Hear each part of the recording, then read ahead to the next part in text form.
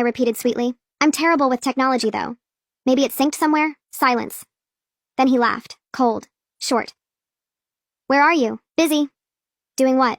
I'm getting married. I hung up before he could respond. Then, without really looking, I pointed at one of the profiles in the folder. Him. I'll meet him. The folder closed with a soft thud. The name printed at the bottom of the page felt deliberate. Nathan Cole. 34. Tech entrepreneur. Estimated net worth high enough to make headlines. No scandals. No rumors. No chaos. Boring. Exactly what my mother wanted. Nathan's building wasn't flashy. It was quiet, the kind of quiet that felt expensive. The elevator ride up felt longer than it should have. When the penthouse doors opened, he was already standing there. Tall. Dark suit. No tie. He wasn't devastatingly handsome like Landon. He didn't need to be. There was something else about him. Control. Harper Hayes, he said evenly. Come in. His voice wasn't seductive. It was firm, like he was used to being obeyed. The apartment was minimal. Clean lines. Floor-to-ceiling windows overlooking Manhattan. No music playing. No drinks waiting. No performance. My mother can wait in the lounge, he said calmly. I'd prefer to speak with you alone. Not a suggestion. My mom hesitated but nodded. The door closed behind us. Nathan walked toward the window. I stayed where I was. You sold the video for $2,000, he said without turning around. My stomach tightened. That's not a large number, he continued, considering the damage it caused. I didn't destroy him, I said. I exposed him. He finally turned to look at me. His eyes weren't warm. They were analytical. No, he said quietly. You started a war. My pulse quickened. What does that have to do with marriage? He stepped closer, slow, deliberate. Landon Pierce isn't just a reckless heir. He's my primary competitor. The air shifted. And you, he added, just made yourself very interesting. There it was. Not stability, not safety. Strategy. Are you proposing marriage? I asked carefully. Or an alliance? He tilted his head slightly. Both. My phone buzzed on the table. Landon. Nathan glanced at the screen. Answer it. I held his gaze. For the first time in my life, I wasn't sure who was manipulating who. I swiped to accept. I need to see you, Landon said immediately. Now. I looked at Nathan. He didn't look away. Tell him where you are, Nathan murmured. My heart pounded. I'm busy, I said. I know exactly where you are, Landon replied calmly. Nathan Cole, penthouse, glass walls, minimalist nightmare. My blood ran cold. Nathan didn't look surprised. You have 5 minutes to explain why you're playing with my competition, Landon continued. Competition. Nathan extended his hand slightly, not touching me, just claiming space. Invite him up, he said quietly. Landon heard. Is he with you right now? I didn't answer. My silence was confirmation. Good, Landon said. Don't make me wait in the lobby. The line went dead. The air felt heavier. Does he have access to your security system? I asked. No, Nathan replied calmly. He has access to half of Manhattan. I swallowed. What do you collect? I asked him. For the first time, a faint smile touched his lips. Outcomes. The private elevator chimed. No knock. No announcement. Landon walked in like the building belonged to him. Dark suit. No smile. No charm. His eyes locked on me first. Then Nathan. Cole. Pierce. No handshakes, no jokes, just tension. Landon stepped closer and took my wrist.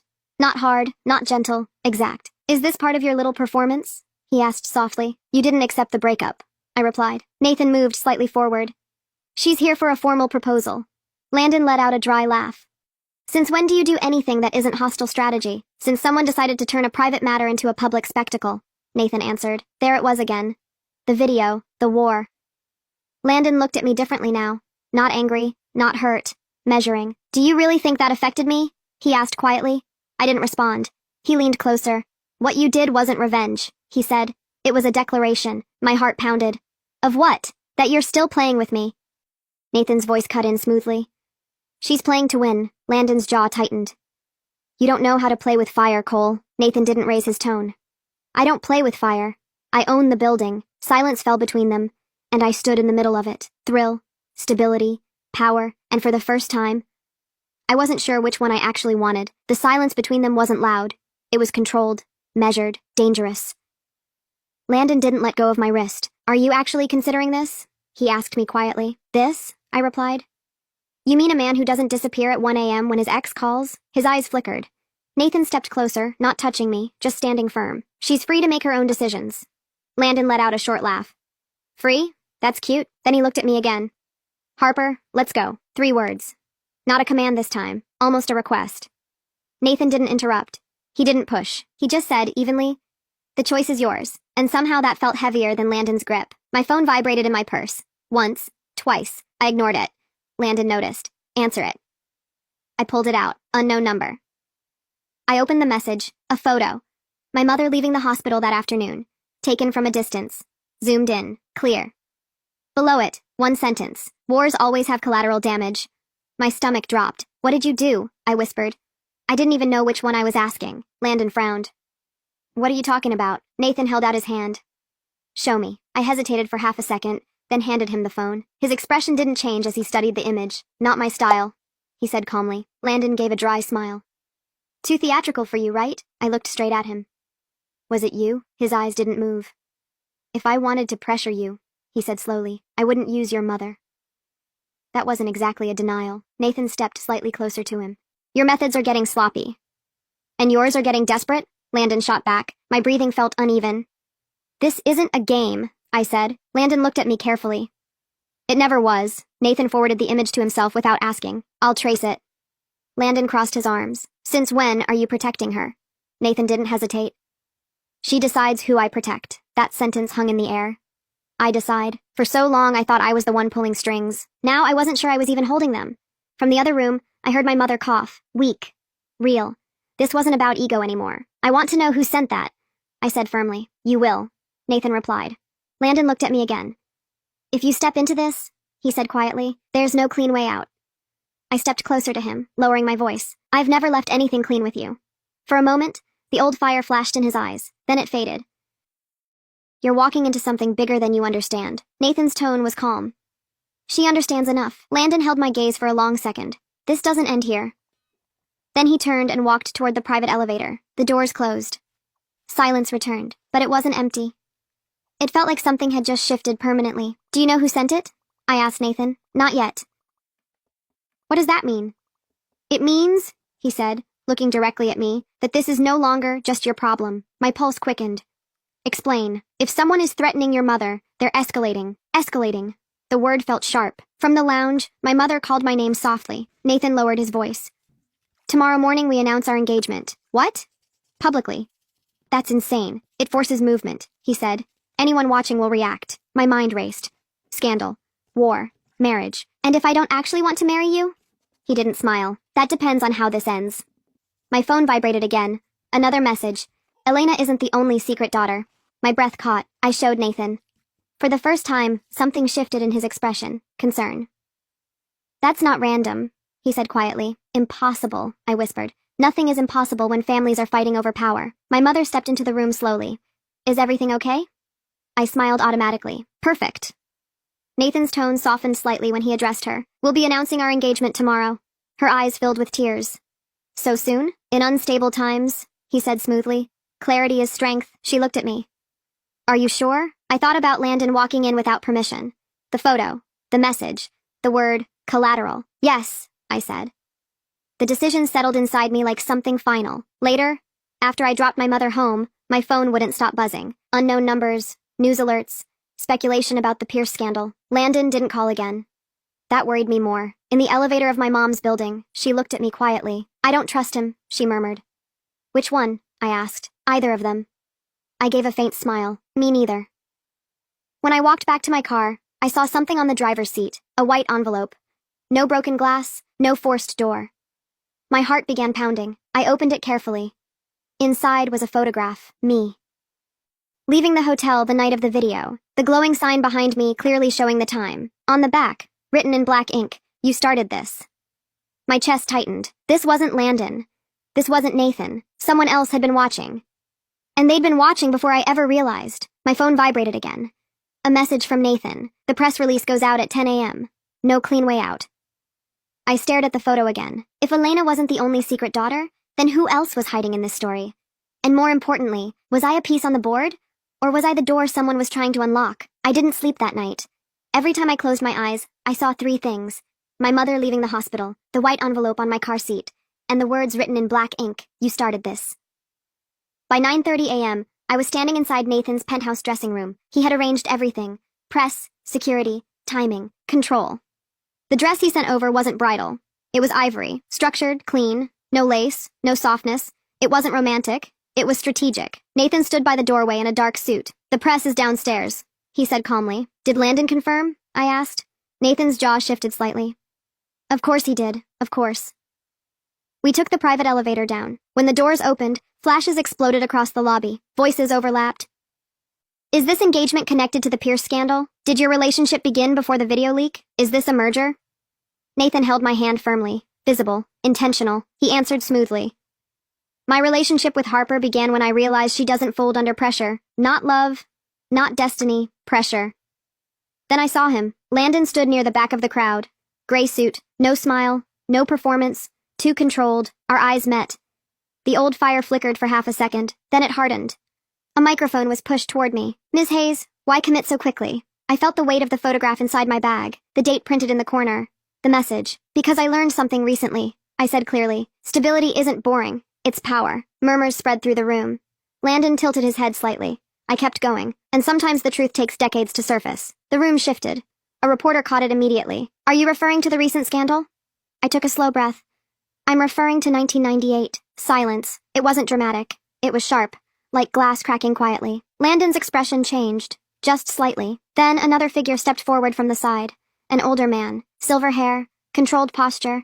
Richard Pierce, Landon's father. I believe this is a celebration, Richard said smoothly. Not the place for irrelevant speculation. Nathan's hand tightened slightly around mine. I stepped forward anyway. Mr. Pierce, I said evenly, would you like to clarify your connection to the coal heiress who died in 1998? The temperature in the room dropped. Cameras shifted. Richard didn't blink. That was a tragedy, he replied calmly. Nothing more. I pulled the photograph from my bag and lifted it slightly. It's interesting that someone wanted me to remember specific dates just days before the recent scandal broke. Richard didn't look at the photo. He looked at Nathan. This is reckless.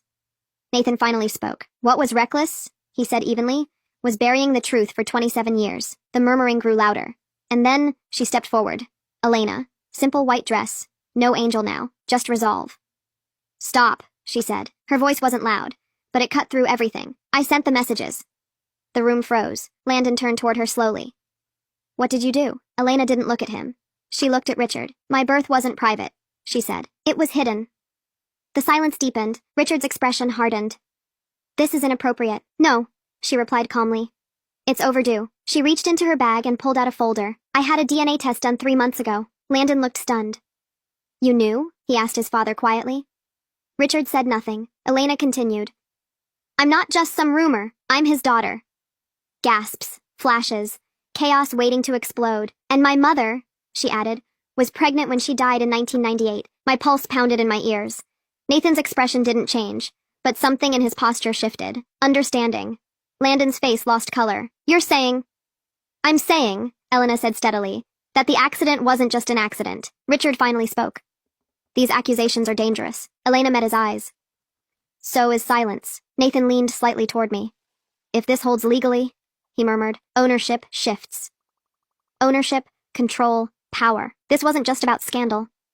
It was about inheritance, about equity, about a war that started before I ever walked into Velvet Room. Landon looked at me. Did you know? No, I said honestly. For the first time in weeks, I wasn't playing. Elena's eyes met mine.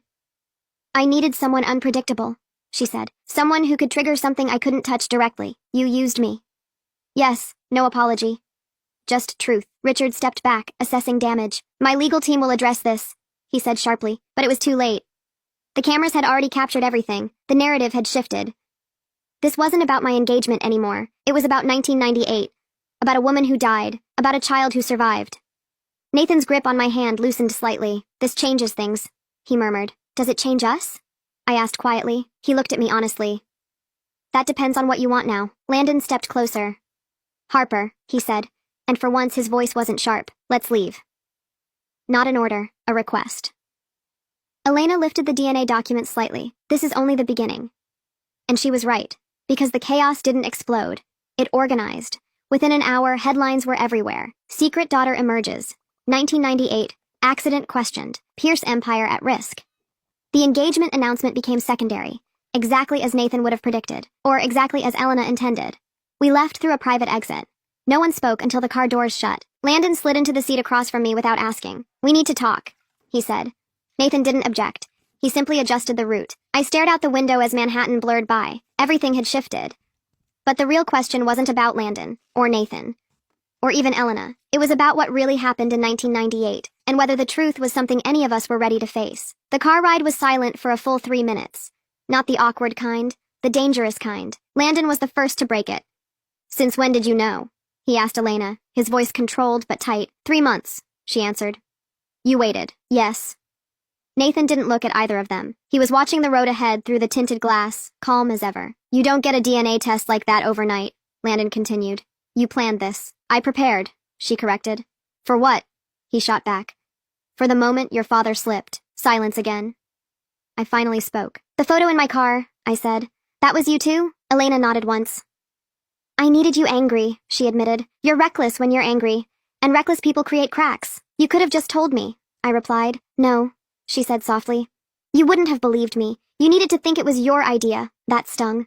Because it was true. The car pulled into the underground garage of Nathan's building. We stepped out, tension following us like a shadow. Inside the private elevator, Landon looked different. Not fiery, not amused. Thinking, "If this goes legal," he said quietly, "my father loses control."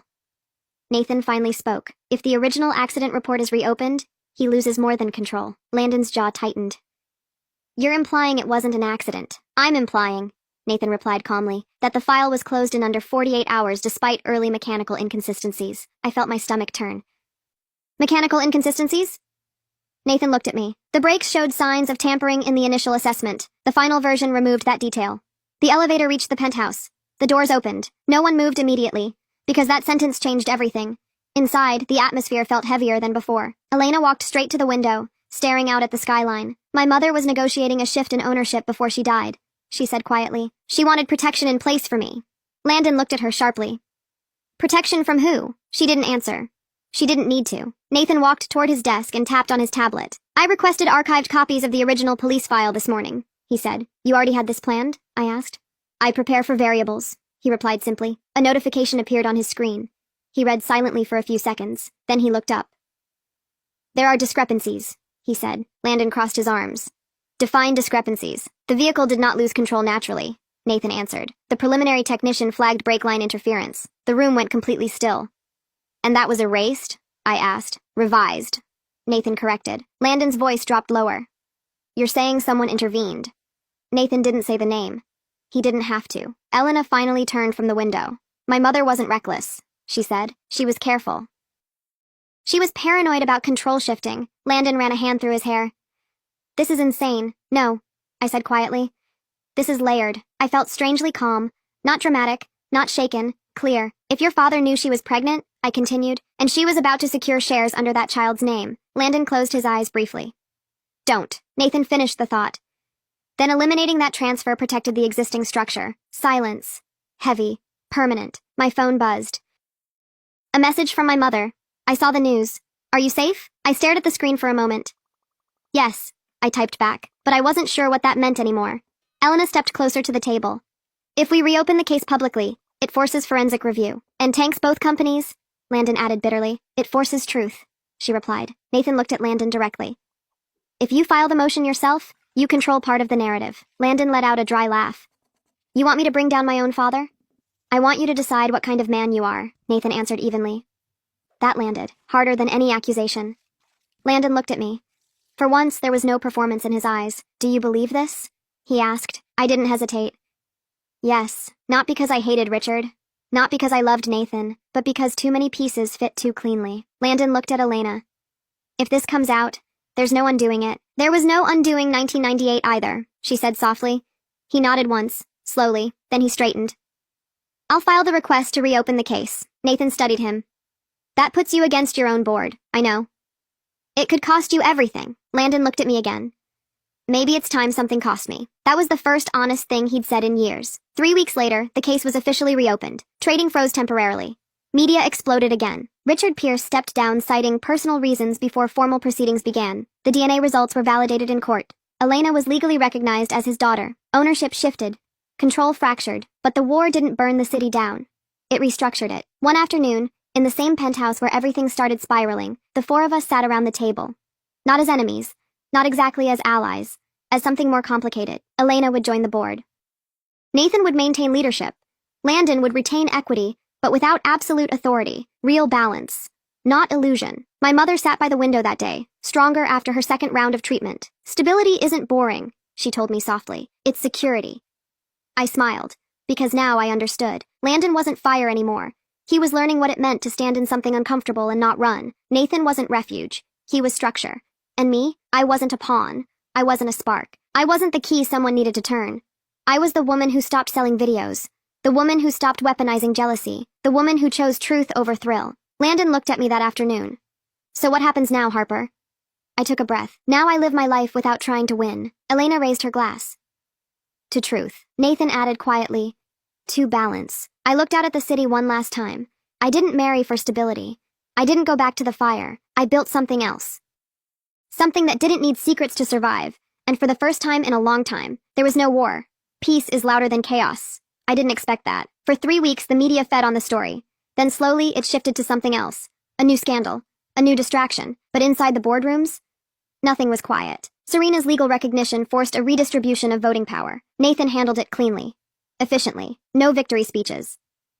Landon stopped showing up at nightclubs. That might have shocked me more than the DNA results. The first time I saw him after the reopening of the case, he was in Nathan's office. No crowd. No performance.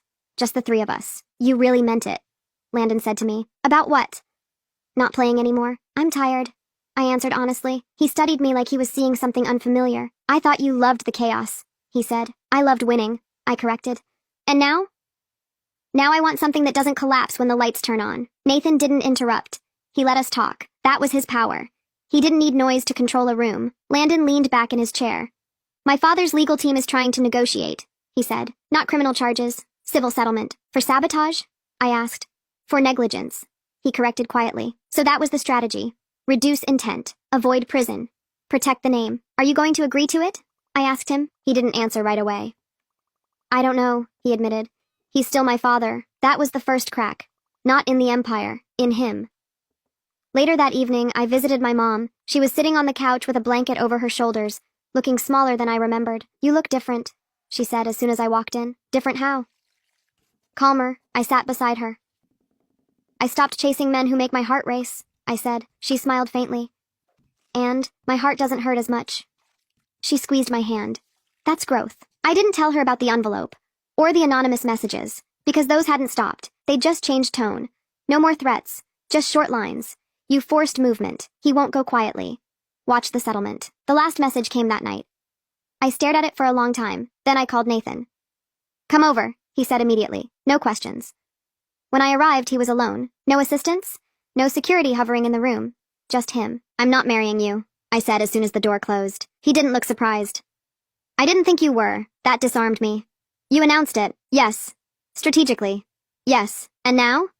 Now the board has stabilized. Public pressure redirected. The announcement served its purpose. I stared at him. So what am I to you? He walked closer, not touching me. You're someone who understands consequence. That's not romantic. I'm not romantic. For once, that didn't disappoint me. Do you want me? I asked bluntly. He considered that carefully. I respect you, he said. I trust your instincts. I don't underestimate you. That's not the same. No, he agreed. Silence stretched between us. Strangely comfortable. I don't want to be used again, I said quietly. You weren't used, he replied. I was positioned. He didn't deny it. I positioned myself too, I added. That was the truth. I wasn't innocent in any of this. Nathan stepped slightly closer. If you stay, he said, it won't be for strategy. And if I leave? I'll still respect you. No pleading, no manipulation, just clarity. That was stability. Not fireworks, not obsession, just ground that didn't move. My phone buzzed again. Landon. I answered this time. Meet me, he said. Where? Our old place. Velvet Room. I almost laughed. I don't go there anymore. Neither do I. I hesitated. Fine. When I arrived, the place felt different. Louder. Smaller. Landon was sitting alone in the VIP section. No girls. No crowd. He stood when he saw me. I told them to close this section, he said, just in case. Just in case what? You didn't come. I sat across from him. You look tired, I said. He let out a breath. I am. He didn't reach for my hand. Didn't try to charm me. My father signed the civil agreement this morning, he said. What does that mean? It means he won't face criminal charges. And you're okay with that? No, the honesty surprised me. But if I push harder, he continued, the company collapses. Thousands of employees, families. There it was, consequence. You chose stability, I said quietly. He gave me a faint smile. I guess I learned something. Silence settled between us. Different from before. Not tense. Just real. Do you love him? He asked suddenly. Nathan. I thought about it. I don't know, I admitted. Do you love me? That question used to thrill me. Now it felt heavy. I loved how you made me feel, I said carefully, like I was the only person in the room. And now? Now I want to be the only person in my own life. That hurt him. I could see it. But he nodded. You're not the same, he said. Neither are you. He stood up. So this is it? Yes. No drama, no shouting, just two people who burned bright and finally understood the cost. As I walked toward the exit, he called out softly, Harper. I turned. You were never second, he said. I believed him. But it didn't matter anymore. Outside, the night air felt different, cleaner. When I got home, there was no envelope, no message, no threat, just silence. And for the first time since all of this started, silence didn't feel like the calm before something exploding. It felt like peace. But peace always has a price, and I was about to find out what mine would be. Peace does have a price. I just didn't realize it would be identity. A month after the settlement, the headlines faded completely. Richard Pierce retreated from public view. Serena officially took her seat on the board. Nathan stabilized the company structure with quiet precision. Landon stopped being a headline. And I stopped being a trigger. For the first time in years, my phone wasn't vibrating every hour. No threats, no strategy, no secret envelopes, just normal life, and that felt unfamiliar. One afternoon, I was sitting in my mother's kitchen while she slowly chopped vegetables, stubbornly insisting on doing it herself. You're thinking too much again, she said without looking up. I don't know who I am without the chaos, I admitted. She smiled softly. That's because you confused intensity with identity. That stayed with me. Later that evening, I met Nathan at his penthouse. No press, no announcements, no strategic positioning, just us. I'm stepping back, I told him. From what? He asked calmly. From all of it. The board dinners, the appearances, the speculation. He nodded once. I assumed you would. You did.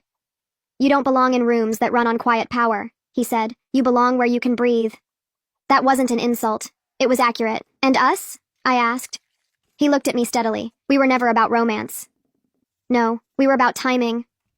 I exhaled slowly. You were stability, I said. And you were momentum, he replied. We didn't kiss goodbye. We didn't dramatize it. We shook hands. Strangely fitting. When I walked out of that building, I didn't feel abandoned. I felt released. A few days later, Landon asked to see me one last time. Not at Velvet Room. Not at some dramatic location. Just a quiet coffee shop in the middle of the afternoon. He looked different. Not tired. Grounded. I sold the club shares, he said casually. I blinked.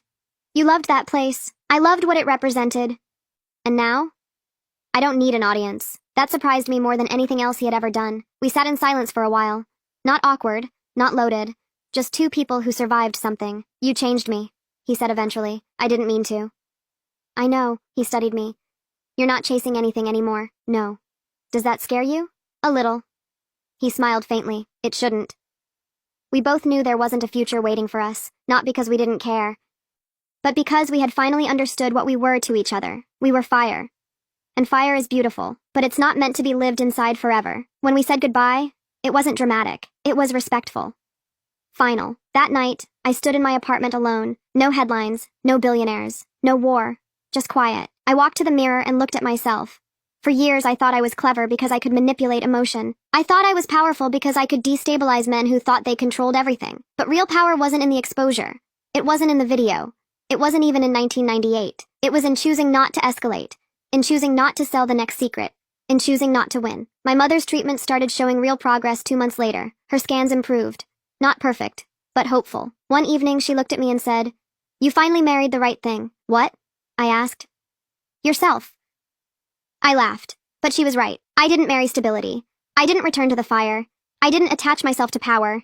I built something quieter. I started working with a nonprofit that helps women navigate legal and financial manipulation in relationships. No cameras, no headlines, just real stories, real consequences, real change. Sometimes people still recognize my name. Sometimes they whisper about the Pierce scandal, but it doesn't belong to me anymore. It was never really mine to carry. I wasn't the spark. I wasn't the weapon. I wasn't the key. I was just the woman who decided the game wasn't worth playing anymore. And for the first time since I was a little girl memorizing my mother's golden rule, I rewrote it. Date whoever you want. Marry whoever you want.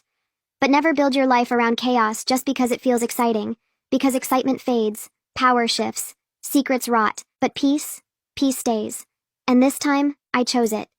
My parents kept breaking into my apartment, so I moved without telling them and let them panic. And the panic revealed something about my apartment that I was never supposed to find out. I am 24. I moved out at 21. My first apartment was 11 minutes from my parents' house. I chose it for the neighborhood. My parents chose to interpret the proximity as an invitation. Within the first month, my mother Adriana had a copy of my key. I did not give it to her. She had one made from the spare I kept under a pot on my patio. She said, I made a copy in case of emergencies. The first emergency was 3 weeks later. I came home from work and my living room furniture had been rearranged. My couch was against a different wall. A note on the counter in my mother's handwriting said, your place looked cluttered. I freshened it up. Love, Mom. I said, you can't come into my apartment when I'm not here. She said, I'm your mother. I said, you're my mother and this is my apartment. And those are two different sentences. The second entry, my pantry reorganized. Food she deemed expired thrown away. The third entry broke me. My bedroom closet reorganized. She had removed 4 items she considered inappropriate and replaced them with blouses she had bought. She left the receipt on the dresser as though the financial transaction made the intrusion acceptable. I changed the locks. She appeared 48 hours later. Her key did not work. She said, why? I said, because you keep entering my apartment without my permission and rearranging my life. She said, I was helping. I said, helping requires consent. She cried. My father Alec called. He said, your mother is heartbroken. I said, my mother went through my closet. He said, she bought you new clothes. I said, she removed mine first. 3 weeks later, I came home and my door was unlocked. She had gotten the new key from my landlord Hudson. She told him she was my mother and there was a family emergency. And Hudson, who has the security protocols of a garden gate, gave her one. I called Hudson. He said, she said there was an emergency. I said, the emergency was my couch being in a position she didn't approve of. She came back 2 more times through Hudson, each time with a note. I moved. I found an apartment 35 minutes away. Different neighborhood. Different landlord. I did not tell my parents. I packed over a week and moved on a Saturday while they were at a family event I had declined. I left the old apartment empty. No forwarding address. I left one thing behind. The spare key under the pot on the patio. Still there. For her to find. My mother discovered the empty apartment on a Tuesday. My phone exploded at 4:17 p.m. 14 calls in 12 minutes. Where are you? Your apartment is empty. I'm calling the police. She called the police. She reported me missing. An officer called. He said, your mother says you've disappeared. I said, I moved. I didn't tell her because she kept breaking into my apartment. He said, you're an adult. You're not required to disclose your address to your parents. My father called. He said, your mother is sitting at your old apartment on the floor crying. I said, the apartment is empty. There's nothing for her to sit on. He said, she's on the floor. She found something behind the refrigerator. I drove to the old apartment. My mother was on the floor holding a small black device, about the size of a phone charger. She said, what is this? It was a GPS tracker, small, magnetic, designed to be hidden, placed behind my refrigerator against the wall where nobody would see it unless they sat on the floor of an empty apartment and noticed a blinking light in the gap. Someone had been tracking my location from inside my apartment. Not my mother, someone else. My mother, for all her boundary violations and key copying and closet reorganization, had accidentally discovered a surveillance device that I would never have found because I never moved the refrigerator because I am 24, and moving refrigerators is not something 24-year-olds do voluntarily. She broke into my apartment dozens of times. The last time she found something that should not have been there. I called the police. They came. They bagged the device. They are tracing it. My friend Torbjorn found the product page. The tracker retailed for over $100. It required a monthly subscription, a data plan. Someone had been paying every month to receive location updates from that device. Torbjorn said, someone's been paying to track you. This wasn't a one-time thing. I called the officer. He said, think about who had access to your apartment. I called Hudson. I said, besides my mother, did you ever let anyone into my apartment? The pause told me the answer before his mouth did. He said, there was one time. A guy came by, said he was doing maintenance for the building owner, had a clipboard. I let him in for maybe 20 minutes. I said, when? He said about 4 months ago. Average height, brown hair, friendly. He said his name was Roy. I do not know anyone named Roy. I said, you let a stranger into my apartment for 20 minutes because he had a clipboard? That night, my phone buzzed with a text from a number I did not recognize. It said, hey, this is Roy. I got your number from the building directory at your old place. Heard you moved. Just wanted to make sure you're settling in okay. He used the same name he gave Hudson. He framed the message like he was a friendly neighbor checking in. Casual, warm, normal. Just wanted to make sure you're settling in okay. The words sat on my screen like something rotting. He was reaching out directly, after planting a tracking device, after paying monthly to monitor my location, after pretending to be a maintenance worker, and he wrote it like a text from a coworker you have not seen in a while. I did not respond. I screenshotted everything and sent it to the officer. He said, do not respond. We want to trace the number. The next day my father called. His voice was tight. He said, a man came to the house today. Said he knew you from your old building. Said he had something of yours he wanted to return. I said, what did he look like? Average height, brown hair, friendly face, the same description. I said, what did mom do? Alex said, she invited him in. They talked for 30 minutes before I got home. My hands went cold. I said, what did he ask about? He said, where you were living now, if you were safe, if you lived alone. This man who had planted a surveillance device in my apartment had knocked on my parents' front door, sat in their house, drunk coffee with my mother, and asked her if I lived alone. I called Adriana. She said, that nice man, he brought back a scarf he said you left behind. I said, that scarf isn't mine. That man is the person who planted the tracker. Total silence. Then she said very quietly, he sat in my house. I said, what did you tell him? She said, I told him you moved somewhere new, but I didn't know where. And there it was. The one boundary I had drawn so hard it broke my relationship with my parents. I did not give my mother my new address. I cut her off from that information because she could not stop letting herself into my life. And now that same boundary, the one she cried about, the one Alec begged me to undo, was the only thing standing between this man and my front door. If she had known where I lived, she would have told him, not out of cruelty, out of trust, because he was nice, because he brought a scarf, because he smiled. She would have given him my address the same way she gave herself a copy of my key, casually. key, without thinking, but she did not have it. Torbjorn said, "You need to tell the police everything in person." I sat down with the officer and gave him everything. The text, the visit, the fake scarf, Hudson's description matching my father's exactly. The questions about whether I lived alone. The officer said, "We identified the prepaid account. The tracker's subscription was purchased with a credit card. We have a name, Roy Salter." I said, "I have never heard that name." He said, "He lived in your building, Unit 12, one floor below you. He was not a maintenance worker. He was never a maintenance worker. He was my neighbor. He lived directly beneath me. He could hear me walking above him. He knew when I left. He knew when I came home. He knew my routine because he lived inside it, one thin floor below, listening. And when I moved without telling anyone, he lost me. His tracker was still in the apartment, but I was not. When the police took the device and that blinking light went dark on whatever app he was using to watch my dot move across a map, he did not give up. He texted me like a friend. When I did not respond, he showed up at my parents' house with a scarf I never owned and a smile my mother could not see through. He was trying to find me the same way my mother always found her way back into my apartment, through other people, through trust, through doors that other people opened for him. The only door that stayed shut was mine, because I never gave my mother the key. Then my coworker Agnieszka called. She said, "There's a guy outside the office. He's been standing across the street for an hour. He asked the front desk if you were working today." Same description, same face. The officer said, "We pulled Roy Salter's records. He's done this before. 2 other women, 2 other buildings, over 5 years. Same pattern. Tracker placement, proximity living. He moves into their building, monitors them. When they move, he escalates. Both previous women filed reports. Neither case went to prosecution. He disappeared before charges were filed. Started over somewhere new." I said, "What happened to them?" He said, "The first woman moved 3 times before he stopped. The second got a restraining order. He violated it twice before vanishing." Then the officer said, "Your case is the first time we've recovered physical evidence. The tracker, the little black device. The one my mother found because she was sitting on the floor of an empty apartment she had no business being in, crying about a daughter who moved away without telling her. And she looked behind a refrigerator that nobody in their right mind would ever move. 2 other women did not have that. 2 other women did not have a mother who showed up uninvited and refused to respect a single locked door. And 2 other women never got their case to a courtroom. I did. Because the most annoying thing about my mother turned out to be the only thing that caught him. They picked him up that afternoon outside my workplace. The officer told me he had a handwritten notebook. Addresses, schedules, my old apartment, my parents' address, my workplace. He did not have my new home address. The spare key under the pot, the one my mother always used. Roy had used it too. He admitted it during questioning. He had been inside my apartment multiple times when neither I nor my mother was there. He placed the tracker during one of those visits. And when the officer asked him why, Roy said, "I was keeping her safe. Nobody was watching out for her." The officer connected with the 2 previous women. He said their cases never had proof that stuck. The tracker with the subscription records tied to Roy's credit card made mine solid. Charges were filed. Stalking, unlawful surveillance, criminal trespass. I drove to my parents' house. Adriana opened the door. She looked smaller than I remembered. I held up my phone showing the charges had been filed. I said, "They arrested him because of what you found." She started crying, not the way she cried when I changed the locks. This was real. She said, "He sat in my house and smiled at me and asked about you." I hugged her. For the first time in 3 years, it did not feel like giving in. It felt like holding someone I loved who was scared. She said, "I'm sorry for all of it. For the keys, for the closet, for everything. I thought I was being your mother, but I was being something else." She said, "And if I hadn't been doing it, I never would have been sitting on that floor. And I never would have seen that light blinking." I stood there and let the silence sit, because I did not know how to hold both things at the same time. She was right. If she had not spent 3 years breaking into my apartment, she never would have been there that Tuesday. She found the thing that was watching me because she could not stop watching me herself. I hated that it was true, and I was grateful that it was true. And I did not know what to do with that. I said, "I know." She whispered into my shoulder, "I'm never touching your apartment again." I said, "You don't even know where it is." She laughed. It came out wet and broken and mixed with tears, and it was the most honest sound I had ever heard her make. She said, "Good. Adriana does not have a key. She has not asked for one. We talk on the phone every Sunday. She asks before she visits. She knocks and waits. The court date is set. I am going to testify. So are the 2 other women. For the first time, Roy Salter is going to face every person he watched without their knowing. I still check behind my refrigerator sometimes. There is never anything there, but I check anyway, because the person who saved me was the person I was running from. And the thing that drove me out of my apartment is the same thing that caught what was hiding inside it." My boyfriend lost a dare, and the bet was that I had to kiss his brother on the spot. He didn't even ask if I was okay with it. He just laughed and told his brother Victor, "It's all my fault. I've put you in a tough spot."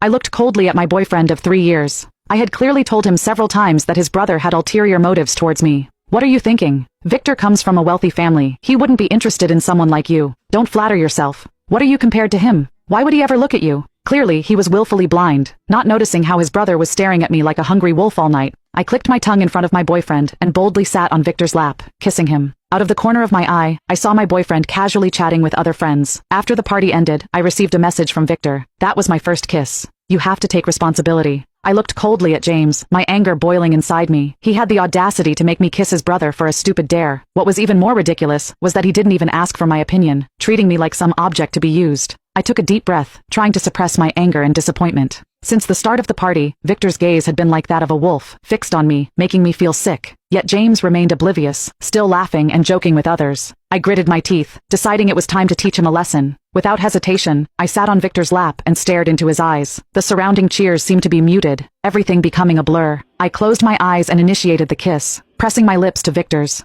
The moment our tongues touched, I felt Victor tremble noticeably. 5 minutes felt like a century, and I forced myself to continue the kiss, despite my discomfort. Finally, when the time was up, I pushed Victor away and stood up. I looked around. Everyone was staring at me in shock, while James was still chatting with friends. I let out a cold laugh and turned to leave that suffocating room. I heard someone teasing James behind me as I stepped out the door. "James, aren't you mad that your girlfriend kissed someone else? What's there to be angry about?" "It wasn't real," James replied dismissively. My heart dropped, and I quickened my pace to escape that toxic place. Once home, I locked myself in my room, ignoring James's persistent knocking. My phone buzzed. It was a message from an unknown number. I opened it, and instantly felt a chill run down my spine. That was my first kiss. "You have to take responsibility." I decided not to reply to Victor's message, and to handle the situation coldly. But days passed, and James still showed no signs of remorse. My heart felt heavy, like a massive stone was pressing down on me, making it hard to breathe. Finally, on the 5th night, James showed up at my door with bubble tea. "I'm sorry, I didn't expect things to turn out this way," he said. He handed me the bubble tea, his tone casual.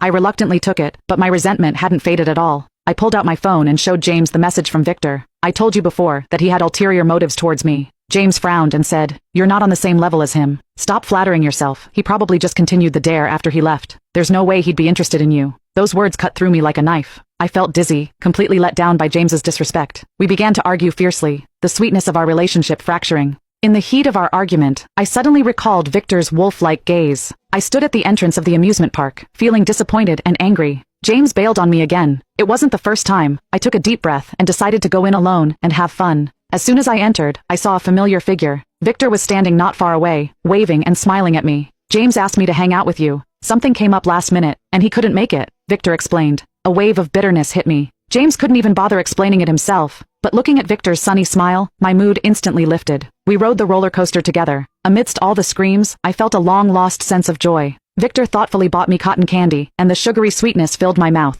We chatted about work and life, and the atmosphere was surprisingly pleasant. Without realizing it, I found myself glancing at Victor's profile. In the sunlight, his features looked especially handsome. Suddenly, I remembered that kiss from the other day, and my heart started racing. Victor seemed to notice my gaze and turned to smile at me. In that moment, it felt like I was falling into a warm dream. We rode the Ferris wheel together, taking in the beautiful view of the amusement park from above. As the sun set, Victor gently took my hand. I didn't pull away, letting the warmth spread through me. After the Ferris wheel, Victor suggested we explore the haunted house. In the darkness, I instinctively moved closer to him, feeling his body heat. As we walked out of the haunted house, we shared a smile, like we had just gone through an adventure. On the way home, I realized I had completely forgotten about James. Victor walked me to my door, hesitated for a moment, and gently kissed my cheek. I stood there, watching him walk away, a sweet feeling rising in my heart. Suddenly my phone buzzed. It was a message from James. I stared at the screen. James's message left me with mixed emotions. "Sorry, a friend from abroad returned unexpectedly, and I just couldn't get away." I let out a cold laugh. I was so tired of hearing excuses like this. I couldn't shake Victor's kindness from my mind.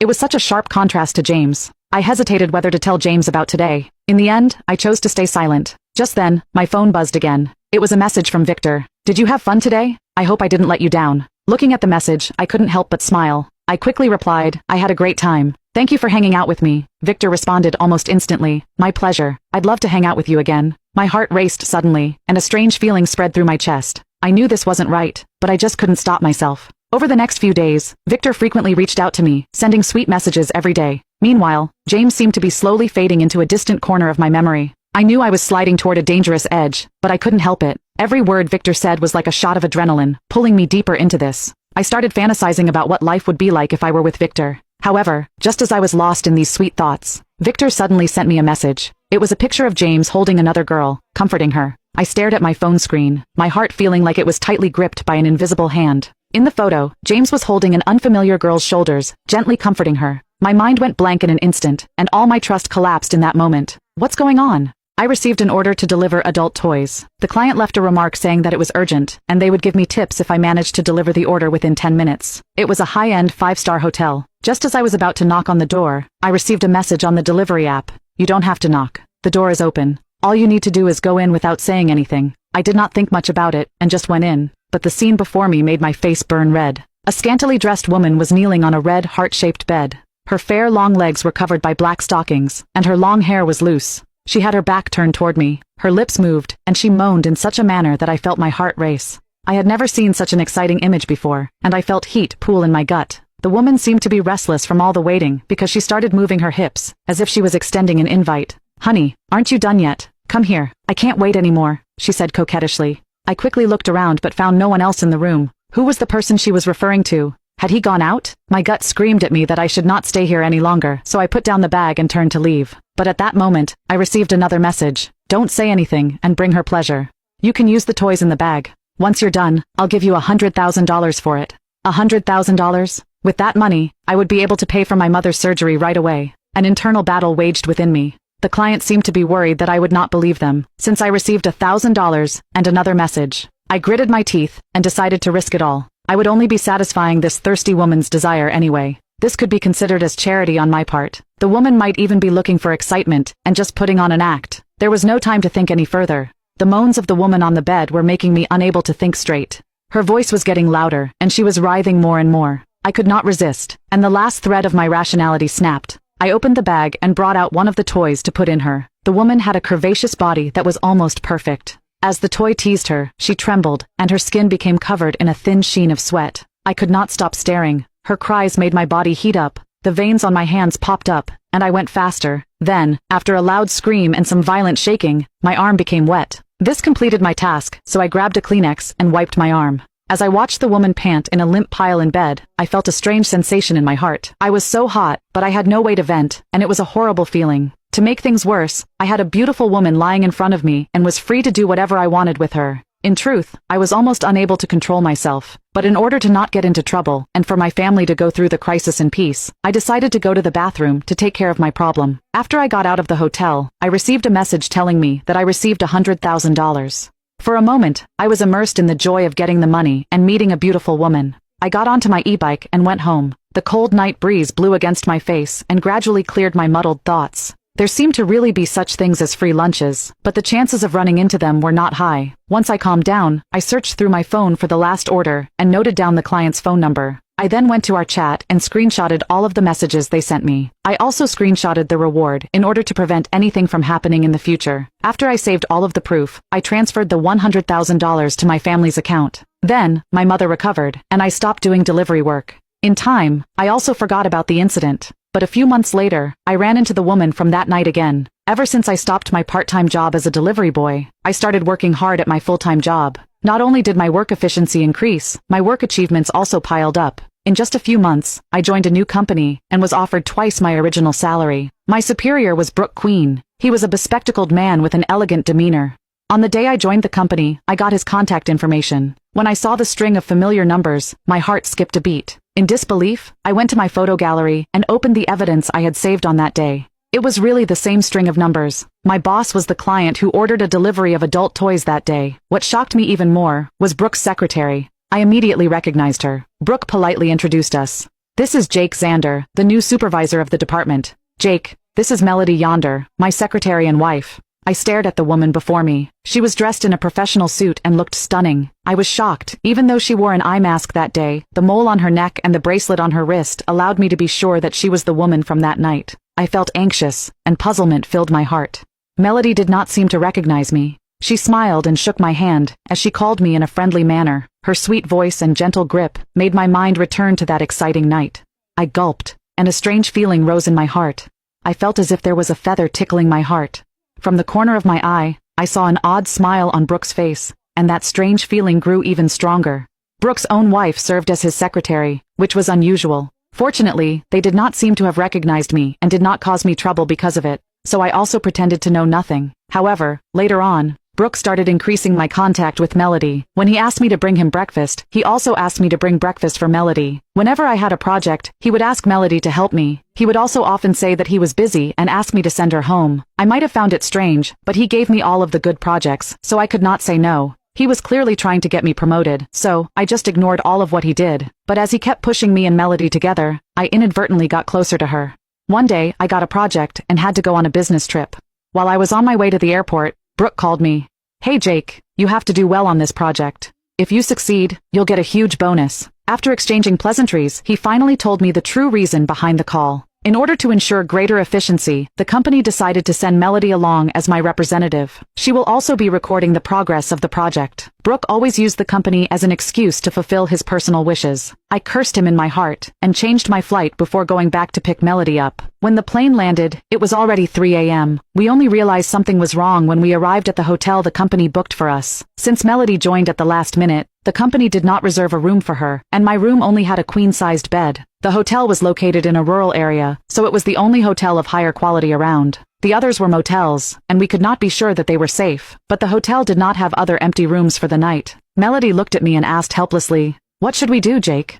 My sister and I both got adopted from the same orphanage. When it was time to pick our families, she went with the Morelands in Edenorf City, super rich, powerful, basically untouchable, but their heir turned out to be a complete psycho. He made her life hell. I picked the Moss family. They weren't loaded or anything, but they were genuinely nice to me. Their youngest son ended up becoming this huge business mogul, and he married me. I was happier than I ever thought I'd be. My sister got so jealous that she strangled me to death, but when I woke up again, she'd stolen my entire life this time around. She picked the Moss family. "Carmen," she said with this nasty smirk, "now it's your turn to suffer." I almost laughed in her face. Did she seriously think the Moss heir was some kind of prize? I opened my eyes on the exact day Hazel and I were supposed to get adopted. "I'm super obedient, and I can do any chores you need. Please pick me," Hazel was saying, acting all sweet and innocent, while clinging to Brad Moss, the youngest son. So, she'd been reborn too. "Young lady," said this elegant woman, sounding confused, "I thought you said you liked our family." That was Alexander Moreland's mom. The Morelands were basically Edenorf royalty, though Alexander himself wasn't around. "I changed my mind," Hazel shot back, hiding behind Brad like he was her bodyguard. "Is that illegal?" Mrs. Moreland's face went tight. "A child that fickle doesn't deserve the Moreland name." Then she looked at me, and her expression softened. "You seem like a sweet girl. Come with me. We have a son at home I think you'll like." I just nodded and took her hand. Hazel's eyes lit up like she'd just won the lottery, but she had no clue. Sure, everyone was scared of Alexander and his weird personality, but I was way more terrified of Brad. That guy was cold as a snake. In my past life, I'd spent years trying to get away from him. This time, she'd basically done me the biggest favor ever. When Mrs. Moreland went outside to get the car, Hazel came up to me with this smug look. "Enjoy your new life, Carmen," she whispered. "This time, you're the one who's gonna suffer." I didn't even answer. Her little victory dance was pathetic. She thought she'd scored big. The joke was on her. She hadn't escaped anything. She just jumped straight into a nightmare, way worse than anything she could imagine. After I got to the Moreland place, Mrs. Moreland gave me my own suite and hired a bunch of tutors for piano, dance, and etiquette. She was nice, but straight with me. "Honey, I'll be honest. I adopted you to find a match for my son. You need to work hard at this. Alexander gets back from overseas in a month. If he likes you, you're set for life. Remember, he's getting everything one day." From my past life, I knew Alexander couldn't stand Hazel, and she'd had a terrible time here. I didn't expect the cold, distant heir to like me either. I needed my own backup plan. A month later,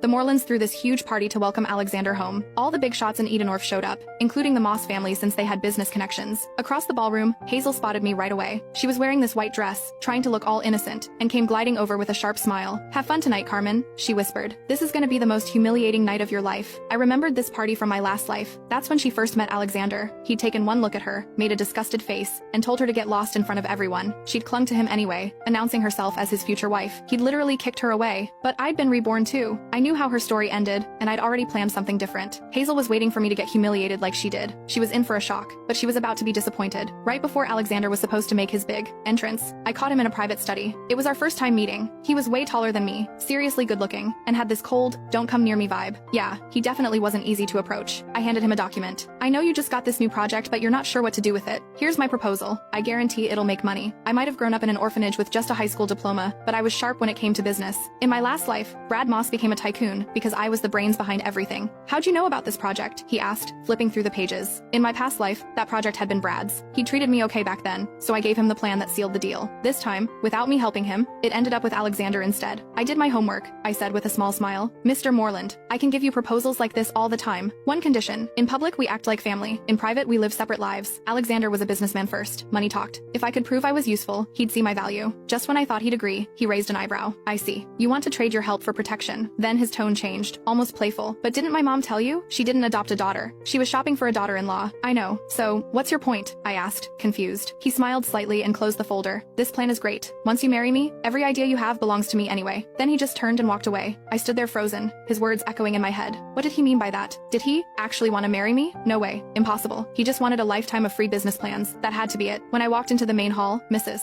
Moreland immediately grabbed my arm and started introducing me to all the important people. This is my future daughter-in-law. Isn't she lovely? So sweet and well-behaved. Everyone said nice things. From across the room, I felt Hazel staring daggers at me. She was standing next to Brad, and her eyes were full of hate. She gripped her wine glass and walked over, acting all fake concerned when she spoke to Mrs. Moreland. Mrs. Moreland, Alexander just got home. Has Carmen even met him? How can you be so sure he agreed to this? She'd already made a terrible impression at the orphanage. Now, hearing her nosy question, Mrs. Moreland looked furious. How dare you? The Moreland family's business is none of yours. Who do you think you are? Brad went pale. I'm so sorry, Mrs. Moreland. Please forgive my sister. She doesn't think before she talks. But I saw that dark, dangerous look in his eyes. I'd seen that look so many times in my past life. It always meant something bad was about to happen. A wave of cold fear hit me. I stepped back instinctively and bumped into someone solid and warm. I turned around, startled, and found myself looking up at Alexander. His arms steadied me. Careful, he said softly. For once, his cold eyes looked warm, and his voice was gentle. Hazel, standing right in front of us, looked like she was about to lose it. She must have been freaking out, wondering why he was being so nice to me. Alexander, she blurted out, do you really like Carmen? She's just an orphan, and she's damaged. She was assaulted. The whole hall went silent. She was talking about that night at the orphanage. Some guy had snuck into my room while I was sleeping and tried to attack me. He ripped at my clothes, but I fought back. I smashed a vase over his head. After that happened, Hazel spread this awful rumor everywhere, calling me damaged goods. She'd even come to me, her eyes all triumphant. Carmen, wanna guess who sent that guy to your room? That's when it all clicked. She'd set the whole thing up. The memory made me so angry, my fists clenched. I was about to say something, but Alexander spoke first. Is that so? His voice was dangerously quiet, staring right at Hazel. She thought he was interested, so she kept going. It's true. Carmen was violated by some dirty old. She never finished. Without warning, Alexander kicked her square in the stomach. She crashed to the floor. Everyone gasped. The whole room went dead silent. Brad's face turned gray. Mr. Moreland, I'm so sorry. This is my fault. I haven't been strict enough with my sister. Alexander's voice was ice cold. If I ever hear her trash talk my fiancé again, I'll make sure she can't show her face in this city. Actually, your whole family can get out with her. I suggest you teach her some manners. Now. Brad bowed his head, panicking. Yes, sir. Right away. He walked over and slapped Hazel 3 times. Hard, back and forth. Stop. It hurts, she screamed. Mrs. Moreland's voice cut through everything, calm but firm. Let me make this crystal clear to everyone. This young woman is my daughter-in-law. Her name is Carmen Bingley. If I hear about anyone mistreating her, I'll pay it back 10 times over. Feel better now? Alexander murmured, holding me close. It's amazing, I whispered, half laughing, like years of weight just lifted off my chest. Hazel's public meltdown actually helped me. Overnight, everyone knew I was the Morelands' chosen daughter-in-law, and people started treating me with real respect. As for Hazel, Brad dragged her away looking furious and humiliated. In my past life, he'd hidden his cruel side way longer, but today's disaster forced him to show it early. I knew her nightmare was just starting, and I wondered if she'd survive it. For a while, she left me alone, which gave me time to make money and plan my escape from this situation. Being reborn taught me one thing: the only person you can really count on is yourself. I was job hunting when Alexander texted me. His message was simple: come work at my company. Starting salary, $5,000 a month plus bonuses. Perfect, exactly the high-paying job I needed. I said yes immediately. But on my way to the interview, someone put a cloth over my mouth. It smelled sweet and made me dizzy. I woke up disoriented in this disgusting public bathroom. The floor was wet and gross, and the smell was awful. Standing over me was the same guy who'd attacked me at the orphanage. His yellow teeth showed in this creepy grin. After I'm done with you, you can forget about being the Morelands' daughter-in-law. When did you realize your parents were total hypocrites? You're 13 now, which means you can buy your own school lunch, my mom said while signing a permission slip one day. We're not made of money, and you need to learn the value of hard work. That's when she also stopped buying me basic school supplies. Figure it out, she said when I asked for new notebooks and pens. Other kids your age have jobs, so maybe you should too. I felt confused and embarrassed asking teachers for extra supplies while my dad watched his expensive sports package that cost more per month than my entire school supply list.